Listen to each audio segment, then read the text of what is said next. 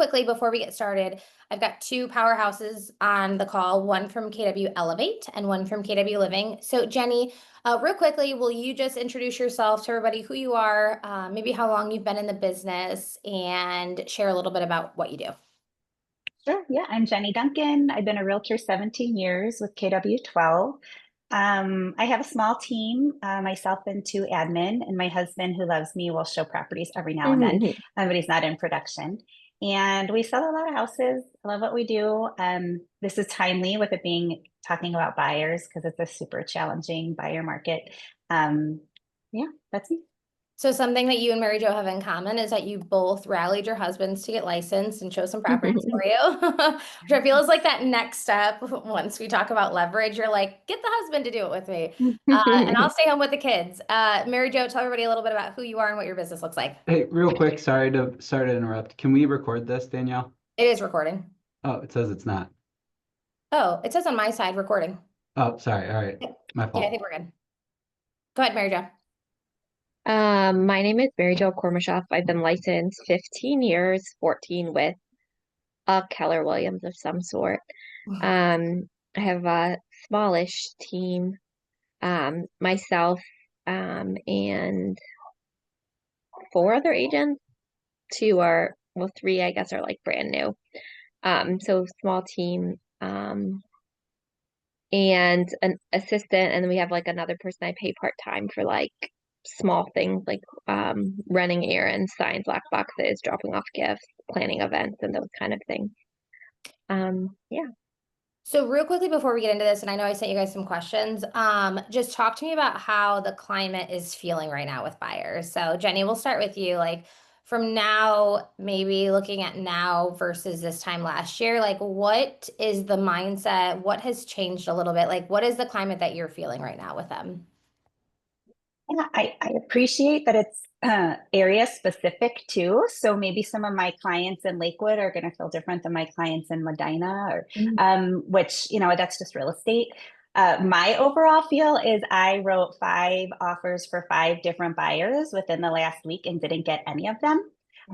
So I'm being the cheerleader of, we're just consistency wins the game. I'm showing a lot of houses where before we would have one off. I mean, last year, maybe we'd look at 2 or 3, you pick one, you write. Now I'm doing the caravan of 10 houses again.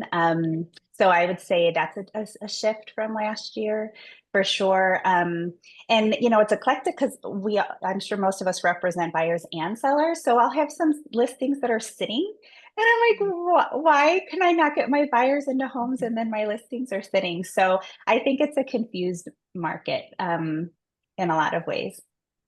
Yeah, I would agree with you. Mary Jo, what about you? Yeah, it's so funny you said that, Jenny, and it made me feel a little bit better because I feel like it's very confused. Like even when I was reviewing these questions, I was like, well, it kind of depends. Like I can't put a finger on it. I can't figure out what's going on. Some buyers um have looked online, go to open houses, and then I maybe show them one. We get the house. Other buyers, it feels like we are pinballing all over the place. Um, and maybe there's things that are just okay that we're looking at, or maybe decent houses, but maybe they're priced just a little bit too high. And then one will hit, that will be the good one, and you'll write the offer. And if it's their first go, there's no way they're getting it. They're not ready to jump in. So then it's like, okay, well, it's gonna be the rare person. There was a couple this summer. I think I wrote 5 offers for. They had a specific house they were looking for in Copley. Had to have 3-car garages, um, larger homes, and literally we just kept writing and writing and writing. And finally they got something, but it literally was, and I absolutely hate doing this. I mean, it was like the contract was getting ratified at like 11:30 at night. Um, because then at that point, like I've written so many offers, I start getting in the crazy zone, you know what I mean? And I'm being like, okay, like gotta get this done for these people instead of kind of, being more professional. Not saying you're not professional when you're doing that, but I just feel like I doubt a lawyer is up at 11:30 at night doing something for their client. You know what I mean? Maybe someone in emergency surgery is, but here I am, like adding like little signature boxes in that loop. At the 11th So hour, it's been kind of weird, I feel like. Um, One yeah. thing too, I noticed from a year to now are the buyers themselves have shifted. So I have a Mm. lot of first time home buyers that are finally able to get into the game because they couldn't, in years past, it was really hard unless their parents were paying cash for them and they were buying it off of them. And then I have a lot of like estates, like people that are just downsizing or they're selling. But those opportunistic buyers, they're not really out there, which makes sense. They're staying in their 3-4% Mm. homes. So they're not looking just for opportunity. So even the buyer pool that I'm working with has shifted a lot. I mean, there was a season where I had almost all cash buyers. And then now we're back to first time home buyers and meeting closing costs and negotiating ROCs on inspection reports. So that's shifted pretty hard from last year as well. Yeah, it slowed down a little bit because you're right. Like the first time home buyers in 2021 and 2022 were told to just sign one more year of that lease, right? Mhm. Or 2 more years of that lease because they weren't able to compete in this market. Jenny, and you said something that you wrote 5 offers for 5 buyers and none of them were accepted. Were all of them in multiples? And was it a lot of multiples? So is it buyer expectations or is that like market that they're sitting in right now? Was it multiples? Talk to us about that a little bit. Yeah, all 5 in different areas. 2 were in Parma, Medina, Middleburg, Lakewood. So I mean, again, it's hard to like pinpoint specific, but every single one is at a multiple offer. Every single person besides my Middleburg wrote at asking with escalation addendums. And 2 of the 5 waived inspections. So everyone is different, but yeah, it's still really competitive. And I could speak to the fact that we might have looked at several homes, but everybody wants the nicest house. And Right. so those nicest homes are the ones that are seeing so many multiples. And then how do you tell your clients, yeah, well, just pick the second best, like just pick the Yeah. third best because you're not going to get the first best. Yeah. So it is a little bit tricky, but it's the hottest house is the one that people are writing on in multiples. Yeah, agreed. So part of this conversation came up, and I think the theme right now is like getting creative, right? Like I feel like a Mhm. lot of our classes right now are how do you get creative with sellers? How do you get creative with your negotiations, with your buyers, all the things? Because as we start to shift into more at some point of a buyer's market, buyers do have the chance to take a breath a little bit and make decisions rather than like at the 11th hour, Mary Jo, when you're writing contracts for them. And so that's kind of where this conversation came up with. And so like what is like as the conversation goes a little bit longer, what are some of the touch points that you're doing with buyers to basically say like, I'm still working on behalf of you. We're still looking at properties and it's going to take a little bit longer. Like, what does that process look like? Because Jenny, to your point, and Mary Jo, I'm sure you're very similar. Before, when you had cash buyers, some of them were going a little bit quicker because they were winning in those multiples. So what do those touch points look like with those buyers right now that maybe it didn't look like a year ago or it didn't look like a few years ago? And I don't care who takes this one. I mean, Sure. honestly, I feel like for me personally, I feel like honestly it's the same because I do think that people think that we have to do things differently every time there's a new market, but I Mhm. think that consistency always wins the game. So if you're still following up with your client, sending them that house, hey, Susie Q, thought of you on this property, send out the house. Um, I would say right now, at least where I'm working, and I do feel like it's so funny because it's so really specific right now. Um, I have people that are looking and would buy, there's just nothing to buy right now. And then something comes up and they're really disappointed in the condition of the property. I don't know if you're finding that, Jenny, where like finally there's something that pops up and they're like, this is it for 550? Like this is $500,000. I'm like, oh yeah, sorry about that. So um just kind of like navigating through that. Um and just honestly always just staying on top of them. Like even when the market was, 2017, 2022, now just constantly staying in touch with them. Um, and then unfortunately, like I said earlier, even once you even get someone who is probably more actively looking, sometimes people have to strike out a few times before they know how to hit the home run. And you kind of have to build up trust. Um, I have people that really are not comfortable waiving inspections right now. I think people are at least most people I think are kind of over that season.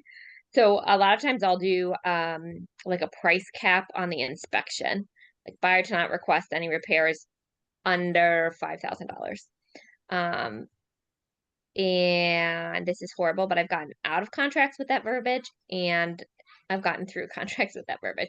So I think that just kind of like looks like it's sweetening the pot. Um, but it maybe will help us get across the finish line to be the one that rises to the top in the pool of offers. So Mary Jo, you're sort of saying like, and I don't know that everybody was doing this, right? Because I think again, the 2021 and 2022, we almost like we could just sign things at the house. We could sign things on the roof of the car. Like we were going as quick as possible so that relationship didn't have to be there as much. And so you're saying if you were doing the things back then, or if you're doing the things today that you were doing back then, like just staying consistent in touching them, in following up with them. Not everybody was doing that. So like, to your point, Yeah, so that's I'll why you say found success, obviously. And not yeah, everybody was doing that. and I will say this in 2021 and 2022 when people were like boom, boom, boom getting contracts with buyers, I know specifically I would tell people I don't feel comfortable with you writing this offer. And I remember being in multiple offers and then not winning. And I remember sometimes it took me a little longer with my clients, but I felt very conscious of not feeling comfortable with some of the things that were going on.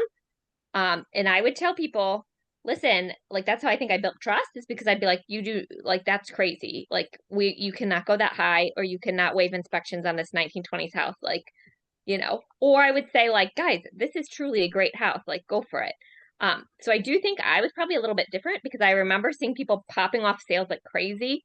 Some certain people who I hate to say now, like I watch their social media, they've slowed down a bit, but like they were popping off things because it's easy. People were willing to, get in at those low interest rates. Maybe I did a disservice by not getting more people in at those rates, but I did have people where I would be like, listen, I don't know if you should be the top offer here. Like if you can't go higher than that. So I do think I was probably a little bit different then. At that time than whenever things were going super speedy. So I'm probably more like a slow burn person and feeling like they should get the right property. I think I have mom guilt about that or Catholic guilt where I can't like push someone into something. And I would say, yes, I have that same, like you have to build trust with your client. They Mm-hmm. have to know that you're working in their best interest. Without that, you really don't have a business, especially in this industry. It's their largest financial investment. But one thing that I'm probably doing a little differently to meet this market is all of us now are signing buyer rep agreements, right? I wasn't doing that prior to, I was forced to be honest. So when I'm having those buyer rep agreements and those buyer consults, I will ask them 100 questions up front to get their motivation, to understand what they're looking for, to get their wish list. So that way we're looking at 4 houses and then looking back and saying, hey, this is everything on your list. This does have the fenced in backyard. It does have the 2 full bathrooms. It does have whatever was on their list wish. It is under the price point that you wanted. So let's pretend that we don't see the wallpaper or we don't see these other things because it met everything on your list. So if I'm asking 100 questions and showing 4 properties, I don't have to show 100 properties to then finally, get to a couple of writings.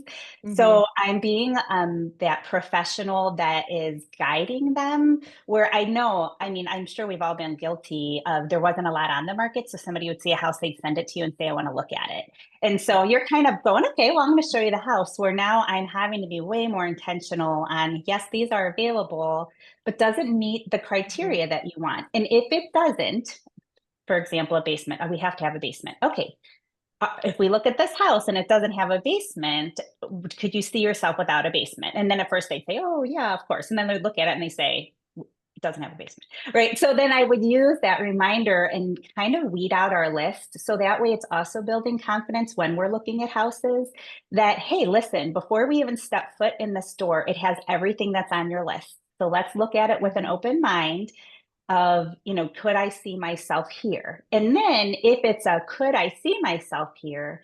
It could help with either of those scenarios of if you're in a multiple offer situation, okay, we've already looked at a handful of houses. We've weeded through 40 online. This is one of the few that actually meet your criteria. Is it worth paying more to get it?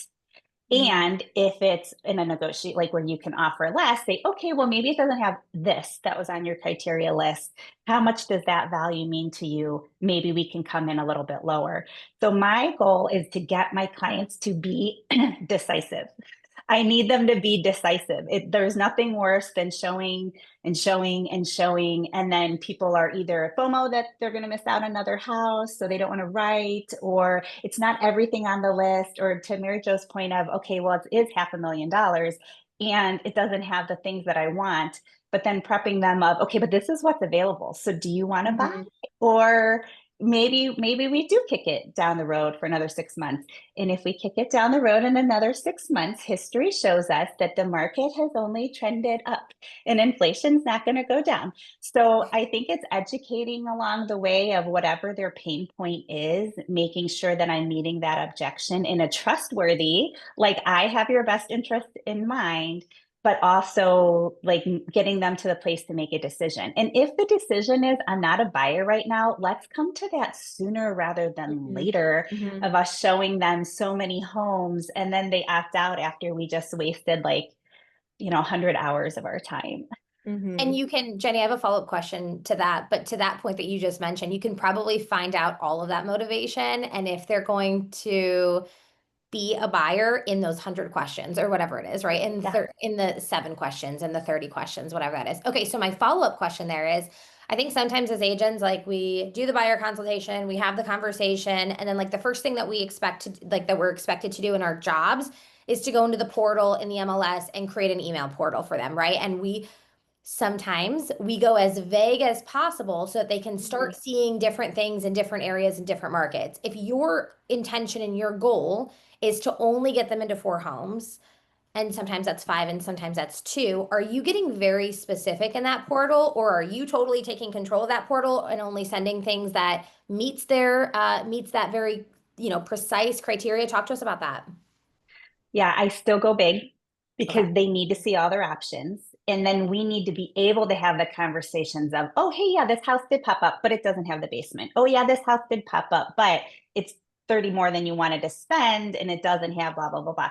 So we still need to be able to have those conversations, because if they only have 4 houses to choose from, of course they're going to feel like, well, I can't pick the first one. I haven't looked at enough. So we need them to see everything, but we also need to not just dismiss it and trash it on the MLS. We need to say, you know what, I did see that house pop up. At first, I thought it might be a good fit, but then I recognized that it didn't meet your criteria.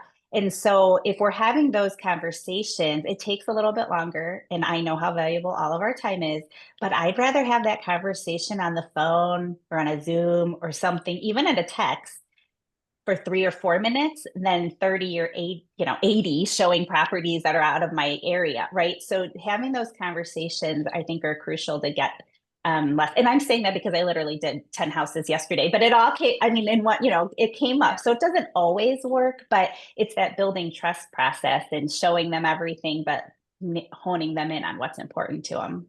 I also think like you become the fiduciary when you can say no to somebody, right? And like build, because if you're like respectfully, if you're the agent that just shows all the houses all the time, even though it doesn't meet their criteria, even though it's out of their price point, like you've just told them that you haven't listened to them, right? You've told them that your job is a showing agent, right? And you're just going to open houses. And so I do think, Jenny, when you, and Mary Jo, I'm sure you do this, but when you can say, no, this does not meet your criteria.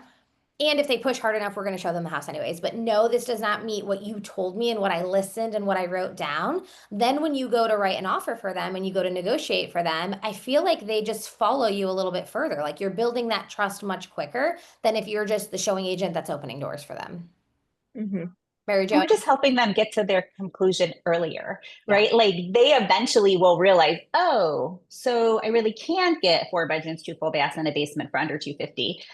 So instead of me saying what you want doesn't exist, I'm having very nice conversations around, so this is what you said you wanted. I found it at 325. What are we going to find at 250? Right. So it's kind of leading him in that direction. Mary Jo. Yeah, I would say too, interesting about like being forced. I never did a buyer's rep either. Shame on me. But it's making me kind of rethink how I work with buyers. So one thing that I'm going to start doing, I'm actually working on it right now, is when I go on a listing appointment, I have a pre-listing call and a pre-listing email that goes out. So obviously now we have like a pre-listing or a or a buyer's consultation. Yeah. And then we're also then sending out now going to do a pre-buyer email, and it's going to have a questionnaire with their criteria on it, gathering all their information. If you do it through Google, it then creates a spreadsheet for you. So it would then line up the calls you've taken, the people you've met with, and then you can refer back to it. I don't know, like maybe Jenny's better about remembering what people tell you, but like once you get working with people, you're like, I don't remember if they told me like over an acre. Like, am I crazy? I swear that's what they said. But you know what I mean? If I can refer back to like on the spreadsheet that they've filled out for me, so just kind of a better way to like check my brain. And then I can remind them and say like, hey, remember when we first met, this was really important to you, and go back into those kind of things. But I also still think, funny enough, that like it's so important to cast that big net in the MLS, because sometimes you check all the boxes, right? And it's like 3 houses and you're like, oh my gosh, this person is going to be like so discouraged. I'm discouraged looking at it. How are we going to do this? So then I like go bump a few things, you know what I mean? Like maybe the area a little bit, maybe the price a little up, a little down. Because nothing is worse than sending someone a portal or entering all the criteria and you get like 2. You're like, this person's going to be like, what? So I do think you have to kind of bump it a little bit, just to get the conversation going. Like I really think, especially because buyers can get so exhausted so easily when they realize there's not a lot out there. You got to get the conversation going. And again, too, just like right now in my head, as we're sitting here, I'm like, okay, there's 4 people that I know are kind of casually looking, buy, sell, past clients, who now kind of want to wander into maybe going to like first floor owner's suite kind of situations. You know what I mean? But like I know they're not hardcore looking every week, but I know I need to touch base with them and say like, hey, did you see anything this week? How was the end of your summer? And just constantly be, having small touches with people. I tell everyone on my team, I see Will here. I think I see Steve down there, but I don't see his face. But I tell them, like, if someone raises their hand to buy, they are buying a house either with you or someone else. So if you take them on a tour of a property, and that's like a lead, right? Like a sign call lead, you take them on a tour of the property, they've raised their hand, connect with them, engage with them. They're buying a house either with you or someone else. They didn't just decide to go tour houses, specifically call an agent and you ask if they were pre-approved and went through the whole spiel. You know what I mean? Like they raised their hand. Now there's, just stay on people. If they're going to raise their hand, if they want to see something, they're going to buy eventually. So I think it's, again, still consistency and casting a wide net to make them think that, you're available and there's something to buy. Jenny, I'm going to ask you the question, then I'll go to Mary Jo, because Mary Jo, you just said something. So when you are meeting with buyers, potential buyers, you're doing the buyer consult, and to Mary Jo's point, you're kind of like, you're listing buyers now. We've never listed buyers. Mm-hmm. We've only listed sellers. And now that we're getting those documents signed, now we're listing buyers as well, right? So you have to change your mindset a little bit. What are the expectations that you're setting up front, Jenny? So like the 5 buyers that you had that wrote on 5 offers and didn't get them. What does that conversation look like right now with them in that buyer consult of like, this is what the market looks like right now? What does that conversation look like? Yeah, so once we get their needs and wants list, once we're building trust and rapport, I'm explaining the process, because again, a lot of my people are first-time home buyers. So we gauge, where are they at in this process? If they've bought and sold multiple properties, I say, you know this, you're a pro, here's my list of the process, refer back to this, just know that I'm going to be with you the entire way. So it obviously just depends on their level of experience, but I'm for sure going through the process, explaining inspections. I mean, that's part of those buyer consults too, is making sure they understand. But then I would say, in addition, before we walk in any door, I send them over an offer strategies, and it has, these are the offer strategies in a hot market. And so I will tell them, I'm sending you this now before we even look at one house. So that way we don't walk through the door and I say, oh, by the way, there's multiple offers and it's due by tomorrow at noon. And you feel pressured, or I have pressured you, or that I'm making this up, because number one, I will never pressure you. I've been a realtor a long time. I'm not going anywhere. This is your largest financial investment. I will not pressure you to make a decision. However, be aware that the market might. So you're going to have a timeline, right? And so again, I'm building trust and also information. Like this is the reality. So our job is to inform our clients and communicate along the way. So when they're getting over that offer strategies, I'll tell them these are strategies. It's not necessarily my recommendation. I just want you to hear them from me instead of your friend saying, you didn't write a love letter and I didn't tell you about a love letter. So my offer strategy, it goes over purchase price, what an escalation addendum is, what a warranty is, whether or not you should ask for and pay for it yourself if they're offering what an appraisal gap is and an appraisal gap addendum, inspections, what different inspections to expect, waiving them, doing like Mary Jo said, where you're capping it, like walking through what that looks like, important dates to the seller. So we'll try to always find out if there's a timeline that we're trying to meet so we can be as desirable as possible to the seller's timeline, and love letters if they want to write a love letter. So they have all that information ahead of time, and it might not ever even apply to that buyer. I mean, maybe they're never in a situation where they're writing on a house with multiple offers, but at least I've told them up front, and it's not me adding pressure. It's just the reality of the market. Yeah, I love that. Yeah. It's funny, Jenny, because I'll say like, I'm not saying you have to do these things. I'm just saying this is what other people could be doing, right? Right. Like we Fair. can talk through them, and this is what these are other formulas people are going through. And again, too, I find it's very rare if you're in multiples, the first time you write, you're going to get it. So then maybe like offer 2, offer 3, then they're having conversations about some verbiage around inspection. Maybe not waiving the inspection, but some verbiage around inspection. Can I ask a question, Jenny? Are you seeing a lot of appraisal gap? I'm not. I think I saw maybe like 2 in the past 6 months. Only in my Lakewood 450 plus buyers. Mm, So not different like market. anything or 250. But once you start getting cash buyers that can just plop down money, but even the cash buyer isn't always the highest. So cash buyers tend to say, I'm going to give you what you're asking. It's a great offer. So they may or may not get it. But the people that are really want it and they have some money, but they don't have all the cash, they're the ones that are doing the appraisal gaps because they still want to be super competitive. So, but I'm not seeing them in like a traditional, even under 350 market for the most part. It's not happening. Well, and I think, Jenny, what you said about the offer strategies is so important. I was listening to a podcast, and they said like every single line on that purchase agreement is your playground, right? So I think a lot of times buyers, especially first-time home buyers, come in and they just assume it's just the purchase price. And really, like, we say this a lot. And again, I think the theme consistently is like getting creative and making sure. So one of those creative tactics is connecting with the other agent and asking them 100 questions, right? Like if you can, right? And if they respond to you and if you can get them on the phone, even better.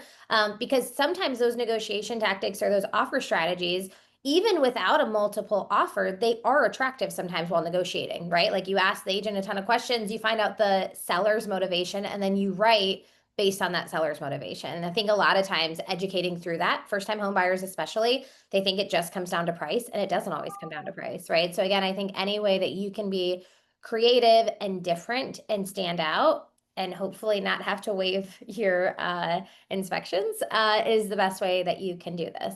Okay, I have a question. So this kind of goes through, and an agent reached out to me yesterday and we were just texting back and forth, and I said, you know what, I'm going to ask this today on the call. This goes back to sort of building the rapport with buyers. So like with NAR, with the settlement, with everything that's happened, these buyers sometimes aren't loyal, right? And so you put a contract in front of them and they get super freaked out. Jenny, Mary Jo, have you ever had somebody say, I only want to sign this with you for this house? Probably yes. Or I only want to sign this contract with you for the next 7 days or for the next 4 days. What are you doing to build some rapport or trust in those 4 days if you can't get them to sign a longer agreement? Or what are you doing? What is the objection handling to get them to sign a longer agreement? So it's kind of 2 questions. Joe, do you want to go first? Okay, I'll go first. Yeah. What's funny, I have to say, like a lot of the people I'm working with as buyers at this point for myself are people I've worked with or a referral. I used to feel so awkward when we got the buyer's agreement. I don't know if it was just me. I felt so weird talking about it. Now I feel really, really comfortable about it. Um, and I just feel like, this is what needs to happen. We have seen, I do get sign calls still, especially in certain hot areas. And again, funny, Will, you're right below me on the call. But Will, I'll pass off like my sign calls to Will. I mean, he has gotten pushback. When he's like, "Hey, I'm going to show you this house. Can you have, talk about the agreement a little bit?" Because we are still a little bit, I feel like, in a gray spot. Like if you're showing one house, we just get it signed for one day, and then we normally follow up. But for the most part, buyers, and I think everyone on my team, for the most part, we already have some sort of built-in relationship. We don't like buy Zillow leads, so it's not like we're like trying to have that call. For some reason, if someone's reaching out to us, even like again, Will, his first buyer he had was like a referral. So that person didn't have like a Sphere referral. That person didn't feel uncomfortable signing something like that um, with us. It's normally maybe like a sign call buyer you have to like work up to. Um, but I do think it's honestly, now that I look back, I think it's almost like better that we're having the conversation up front. I know everyone is handling it probably a little bit differently as far as what they're writing on the commission line and then what they are expecting when they negotiate the contract. We did have one though, I will say this, because before if you had a sign call or if you had procuring cause, right, you definitely had procuring cause. But now if you were to show a property and have procuring cause and someone went back and used another agent, if you don't have that signed, you really don't have anything to stand on. So again, I'll use Will as an example. He had a sign call and I said, um, get the buyer's rep signed, even if you just do it for like 30 days, explain to them, whatever, explain a contract would be 30 days, all these things. He did get it signed at the walkthrough.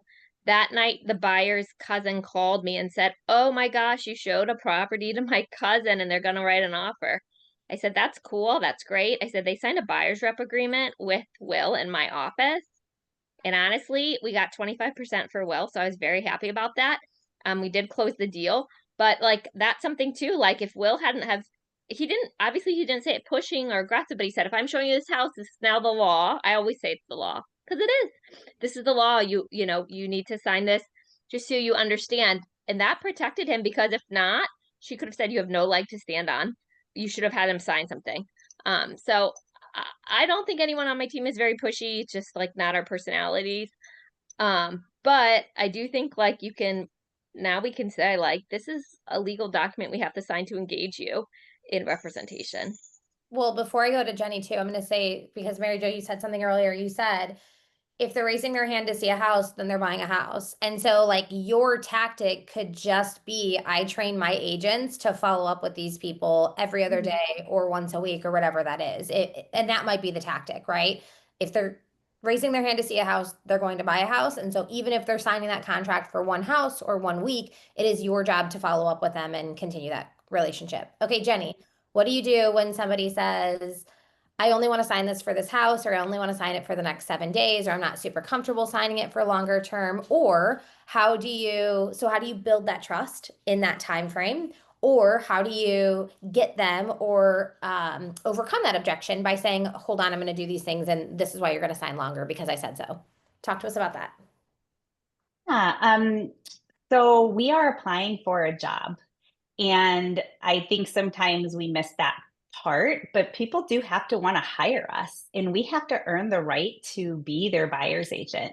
Where now things are different with the buyer rep agreement. I mean, I would popcorn and show properties, and we all did, but there wasn't any loyalty or allegiance. So there's a sense of freedom in having that buyer rep agreement and having those conversations, and the fact that I honestly might not want to work with a buyer. There have been buyers that I don't want to sign them for 6 months. So I'm totally okay with that. If they're giving me so much pushback on signing a representation agreement, what is it going to come to when there's a house that they like and we have to write a contract? And, so it's not that I mean, of course, we're all in business. We only get paid if we're showing properties, right? Or as a buyer. So I get that. I don't mean it flippantly, but I like that it goes both ways. So I think giving yourself the freedom and myself the freedom to say, I don't have to work with every single person that raised their hands to work with me is very freeing.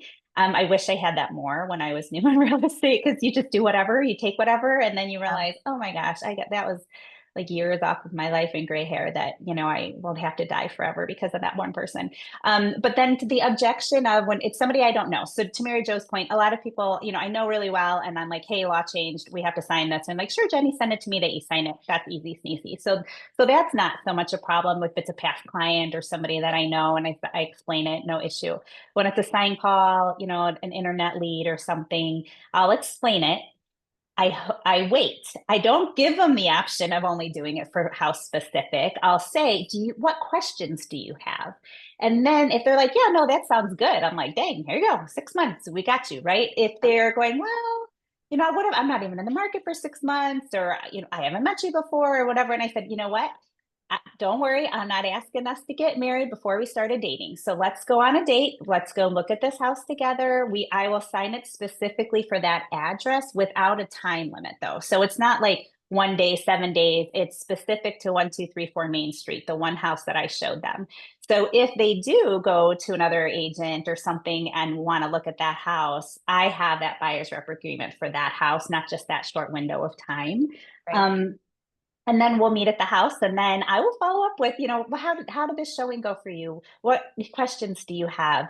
So making sure that they like me and I like them. I mean, honestly, like we spend a lot of time with buyers, so we want to work well together. And then I'll do that for 3 homes. After the third home, third specific, like 1234 Main Street.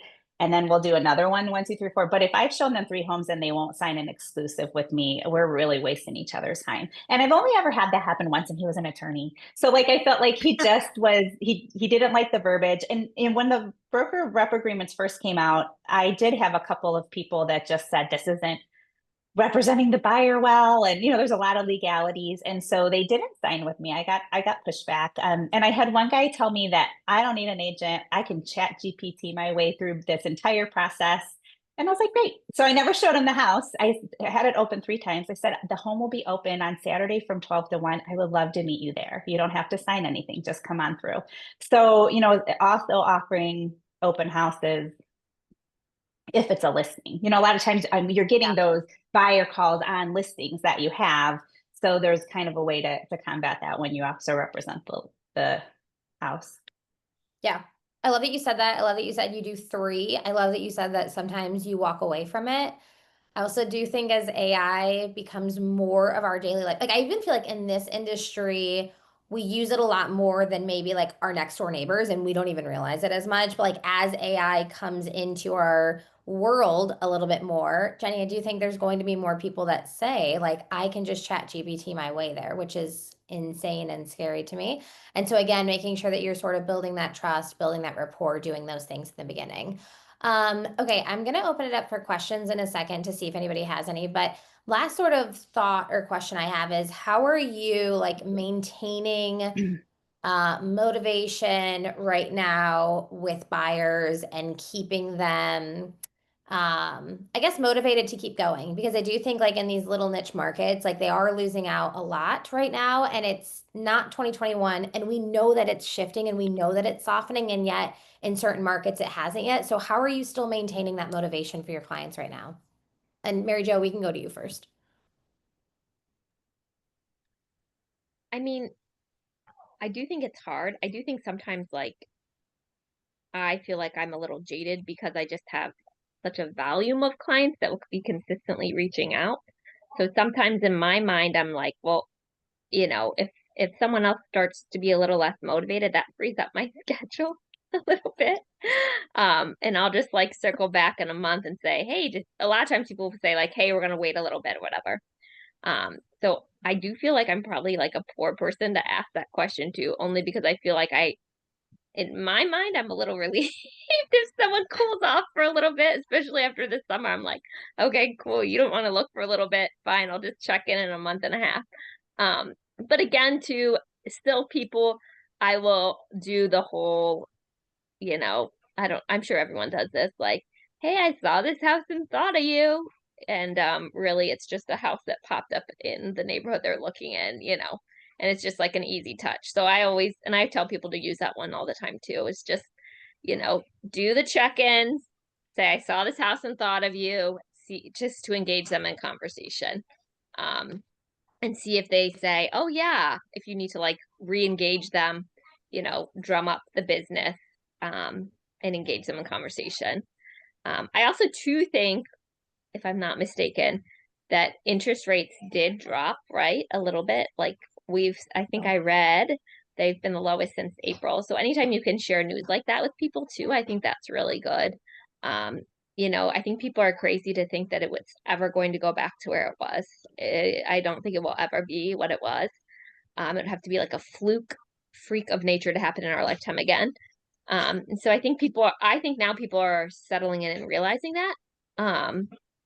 But anytime you can share good news, a great house, or if it's someone who's a buy sell, if you can share a house in their neighborhood that sold, oh my gosh, did you see 123 Main Street sold for, $450? There was one I sold in the summer in a West Akron neighborhood I know a lot of people in, and that people I know will be like buy sells, maybe not today, but down the line. And that like house got a lot of conversation because it sold so high. So just anything you can do to engage, stay top of mind. Jenny, would you agree with that or anything else that you wanted to add? Same, anything that you can do to, stay engaged. Anything you can do for me meant I have to get them in my CRM because it would be easy for people to fall off. And like when they're asking, I want to see this, I want to see this, I want to see Jenny, this. what And CRM do you use? I'm in Follow Up Boss. I did Command, but now That's I okay. switched over. But yeah, and I mean, every person goes in my CRM and they are either on a weekly, a bi-monthly, monthly, quarterly, semi-annually like campaign. So I am being reminded to check in with them because I just won't organically remember all the time, to say, oh, this house popped up or, oh, this, I mean, they're getting the MLS searches, but that's just not enough. And honestly, our MLS searches through email kind of stink. I mean, everybody's on an app, so we have to be sending them the link to a property. And, if your market's slow or if your business is slow, you can reach out to someone and find them a house. Right? I mean, that's our job. We're the experts. We can find them a house. We can door knock. We can see what neighborhood they want to go into and walk around and ask if anybody wants to buy or sell. So once you really know what somebody's looking for, it boils down to your time and your energy level of finding them that home. But that's what I would say. I think it's crazy that top agent says that they use a CRM. Wild. It's almost like that's part of the model. Okay, so talk to me, Jenny. Is the CRM, the touches, is that just reminding you to reach out to them, or are they on like a drip campaign that they're getting some stuff? Oh, so the tasks in the CRM is for me to just remind, like, Jenny, it's been a week, reach out to this person. And then they're on a drip campaign. So on top of that, they're getting my monthly mail, my monthly emails, my quarterly mailings, my events invite, things like that as well. So they're kind of in that core database so they don't fall through the cracks. But it is super easy for everyone. We get busy and so, you get this lead and it's great, but then you get busy and then, oh my gosh, it's been a week, 2 weeks.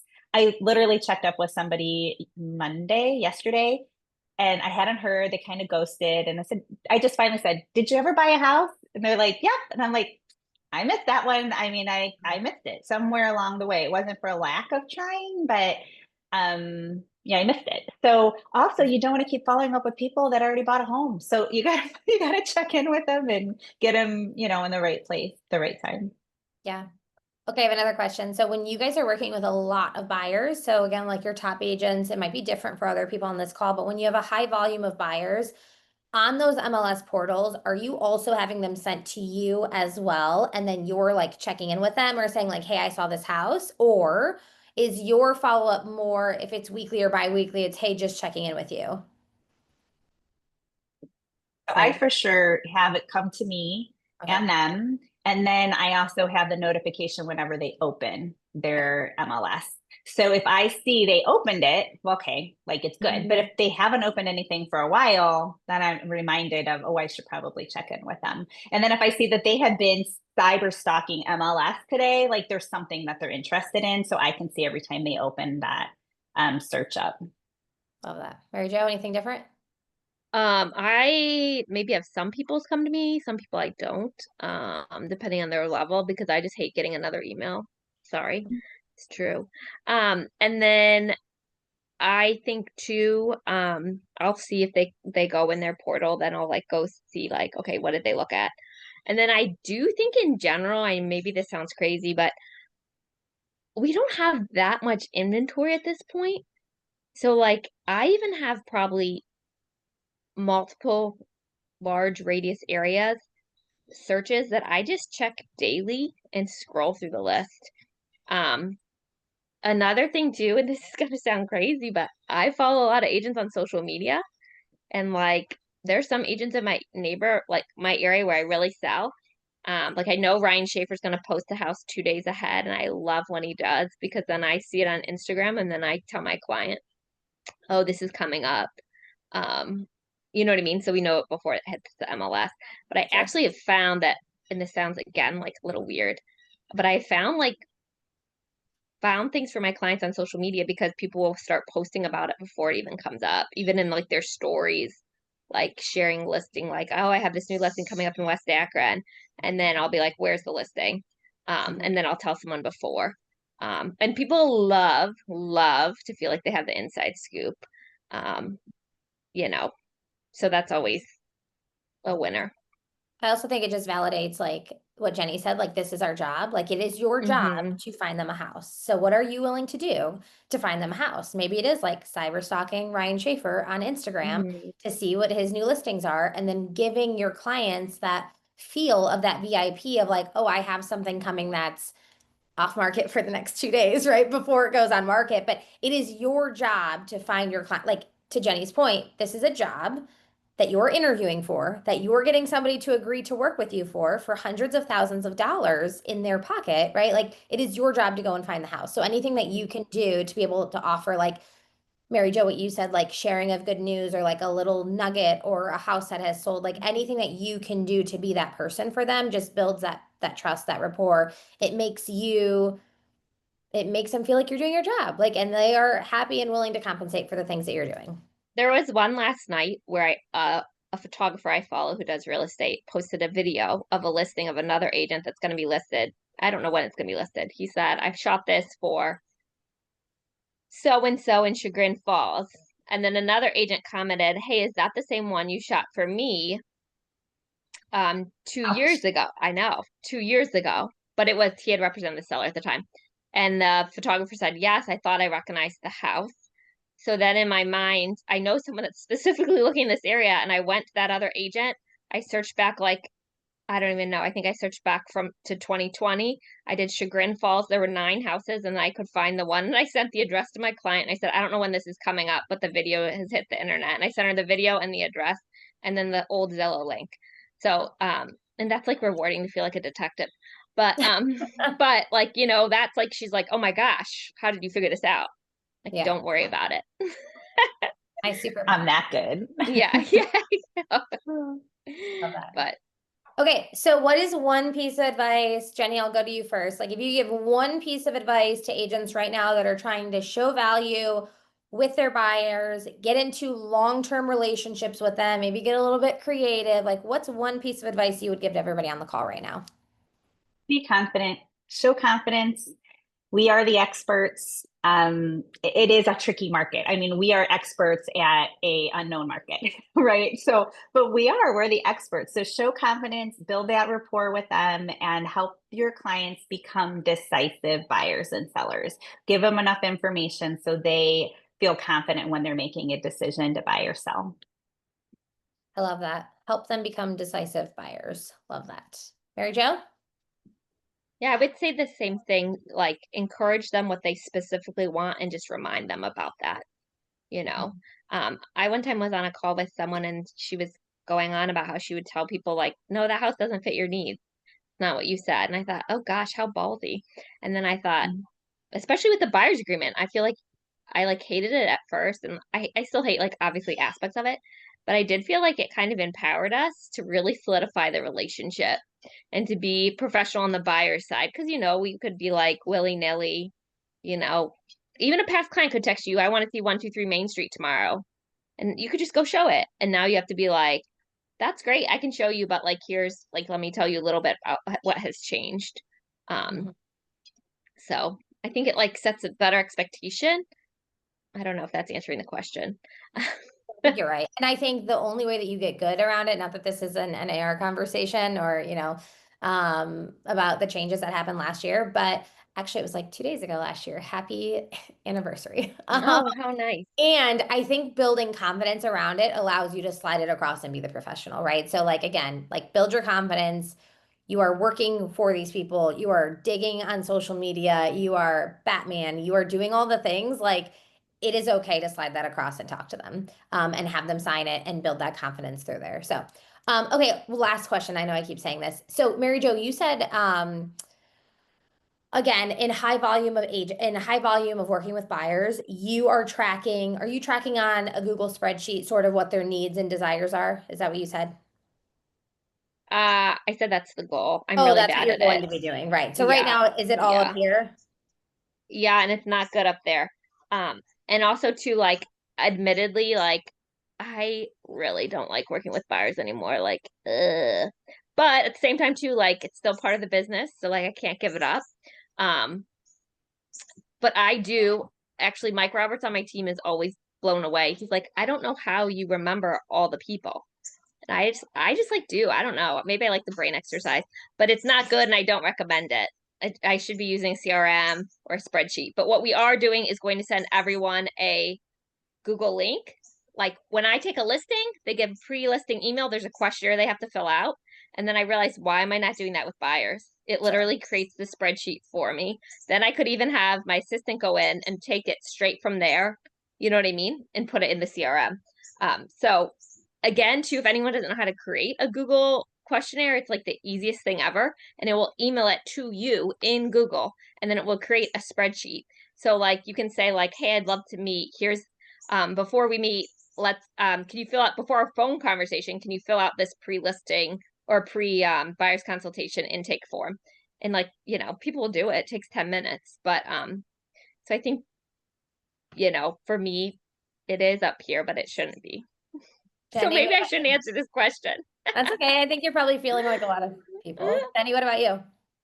Yeah, mine was up there for a hot minute, but I'm getting older and I can't remember it all and I don't want to. So my CRM is my jam and I have people as active buyers, passive buyers. And so I could pull up at any given time and see like who are my active buyers that have, that have raised their hands, who are my active listing leads. So I kind of categorize them that way just because I just can't remember it all. And a lot of it too is just the longer you're in the business. It's not necessarily because I just sell so many houses. It's like when you have relationships that are 18 years old, and I send a bomb anniversary video to every person on their year. And I just sent one like a couple weeks ago for 15 years. It's been 15 years since That's you bought your awesome. house. So yeah, like that's 1,000+ people that you have closed properties over that time. Like I can't remember them all. So if you're younger and you could get, or newer, and you could get in the habit of having some sort of system to track your people, I think that's the best thing because like Mary Jo and I, it won't always remain in the head forever. So having a place to put it down is important. 100%. Well, and again, active listening and then repeating it back, like so important. All right. So we've got 4 minutes. I'm going to open this up. I want to first say thank you. And if there are no questions, then we'll hop off here. But does anybody have questions for Jenny or Mary Jo? You can unmute.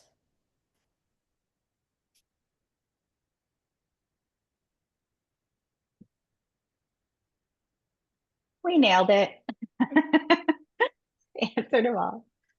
Totally nailed it. I was like, is Karen trying to unmute? But no, she was just typing something in the chat. Okay, cool.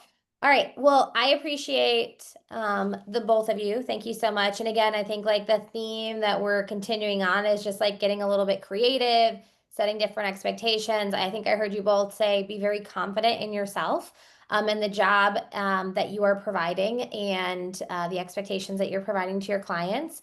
Share good news, share nuggets, do all the things. So cool. Thank you guys so much for being here. Have a great rest of your day. Yes. Danielle, hey, I'll email you the someone asked sharing the offer strategy email. So I'd be happy to share that.